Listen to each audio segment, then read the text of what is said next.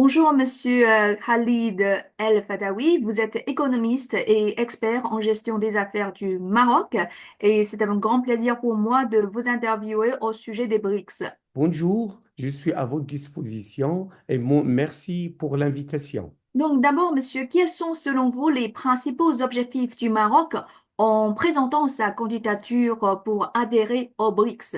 En rejoignant les BRICS, incluant la diversification de ses alliés économiques, l'accès à un réseau plus large d'économies émergentes et le renforcement de son rôle sur la scène économique mondiale, et aussi en intégrant le Brexit, le Maroc pourrait défendre les politiques commerciales internationales équitables, je souligne équitables, et accroître son influence dans le cadre de la coopération Sud-Sud, en accord, bien sûr, avec ses ambitions stratégiques. Quelles opportunités économiques le Maroc espère-t-il tirer de cette adhésion, notamment en termes de commerce ou d'investissement? L'adhésion aux BRICS pourrait offrir des perspectives considérables en termes de commerce, d'investissement pour le Maroc avec un meilleur accès aussi au marché des pays membres, en particulier dans des secteurs tels que l'agriculture, les mines, le tourisme. En plus, cela aura la voie à des investissements infrastructurels tels que l'agriculture, de la part d'entités comme la nouvelle banque de développement, la NDB, la New Development Bank, favorisant ainsi la croissance industrielle et économique du Maroc. Et comment évaluez-vous donc l'influence des BRICS sur le système économique international actuel? Et tout à l'heure, vous avez souligné, vous avez déjà évoqué la banque de ce groupe, la nouvelle banque de développement. Et quel est son rôle dans le système économique international, d'après vous? Les BRICS ont considérablement remodelé le paysage économique en offrant une plateforme de collaboration aux économies émergentes et en contrebalançant les puissances économiques traditionnelles. La nouvelle la nouvelle banque, la NDB en particulier, a introduit des options de financement alternatives, notamment pour les projets d'infrastructure. Cela pourra être bénéfique pour les objectifs type, du développement du Maroc.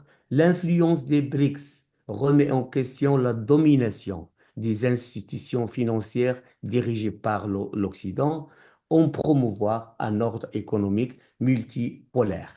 Et comment percevez-vous le rôle de la Chine au sein du groupe qui a connu son premier élargissement cette année avec 5 nouveaux membres, à savoir l'Égypte, l'Éthiopie, l'Iran, l'Arabie Saoudite et les Émirats Arabes Unis? Premièrement, depuis 2006, depuis ma première visite, j'ai toujours prononcé un slogan: l'avenir, c'est la Chine, l'avenir, c'est l'Afrique. L'influence de la Chine est cruciale compte tenu de sa puissance économique et de son engagement en faveur de la coopération Sud-Sud. Avec l'expansion récente des BRICS, le leadership de la Chine et son initiative de la ceinture et de la route pourraient renforcer davantage les liens régionaux. Le Maroc participant à la BRICS pourrait tirer parti des relations renforcées avec la Chine en s'appuyant sur les politiques économiques et le projet que le BRICS pourra promouvoir. Et donc, tout à l'heure, vous avez déjà souligné la notion du Sud global. Alors, les BRICS regroupent majoritairement des pays du Sud et en quoi l'adhésion du Maroc pourrait-elle renforcer cette coopération dans le cadre du Sud global? Premièrement, je souligne l'importance de, stratégique du Maroc comme la porte de l'Afrique. L'adhésion du Maroc au BRICS pourrait renforcer les liens Sud-Sud en fournissant un lien unique entre l'Afrique et le monde arabe. Avec ses relations diplomatiques et économiques solides, aussi dans les deux régions, le Maroc pourrait favoriser une coopération plus profonde sur des questions telles que le commerce, l'énergie et surtout l'énergie renouvelable, le développement durable, contribuant ainsi à une voie unifiée pour le Sud global. Et dernière question, pensez-vous que les BRICS peuvent offrir des solutions aux défis économiques auxquels les pays en développement comme le Maroc sont confrontés? Les BRICS pourraient effectivement offrir des solutions, notamment en fournissant au Maroc un accès aux ressources financières.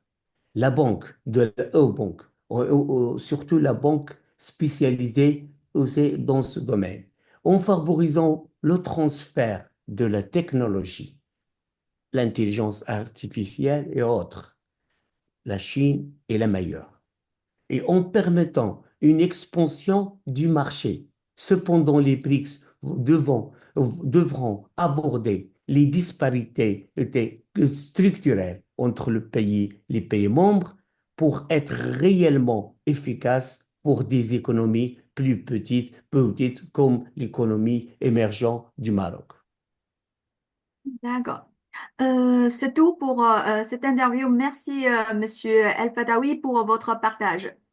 Merci beaucoup, merci aussi à vous et merci pour l'invitation.